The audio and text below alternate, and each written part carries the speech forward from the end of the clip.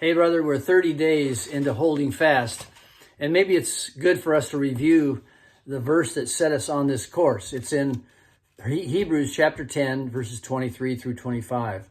Let us hold fast the confession of our hope without wavering, for he who promised is faithful. And let us consider how to stir up one another to love and good works, not neglecting to meet together as is the habit of some, but encouraging one another, and all the more as you see the day drawing near.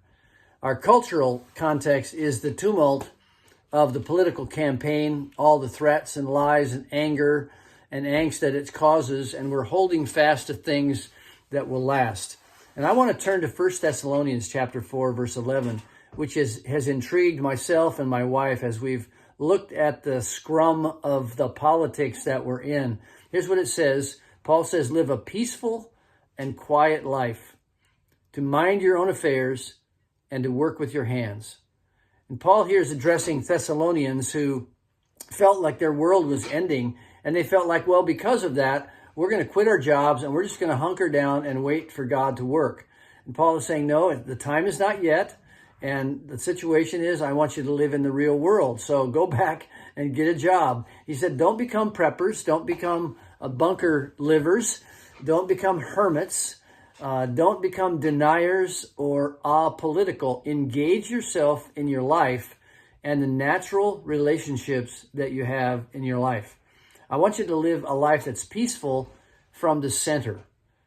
The world you live in may be tumultuous. It may be difficult. It may be full of stress, but I want you to live a peaceful and quiet life from the center. So the image I have for us is that we need a quiet place, a quiet home, a quiet context. We need a place where we meet with the Lord every day. We know who we are. We're secure in his love.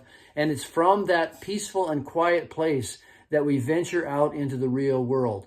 And of course, we have jobs, and we want to mind the things that are our business and own our own land.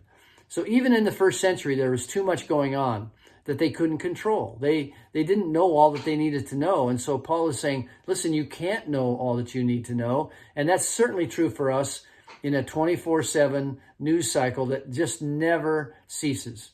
So what is a peaceful and quiet life? Well, first of all, and foremost, it's savoring the grace of Jesus Christ in your life, who you are and whose you are. And it's confession to him on a regular basis to cleanse our soul, to receive fresh waves of forgiveness and restoration, to release all that so we can be free to move in our life. Secondly, it's resting in your own assignment, your family, your work, your community, the assignment God has given you. And that varies from man to man.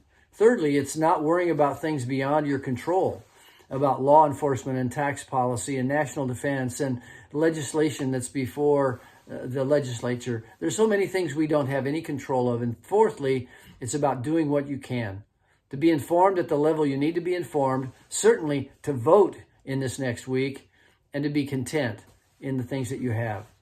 So that last one's a challenge, to walk in contentment.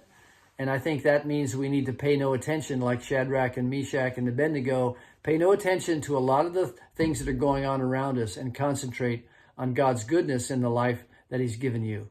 So let's persevere. Let's hold fast in a peaceful and quiet center. God bless you.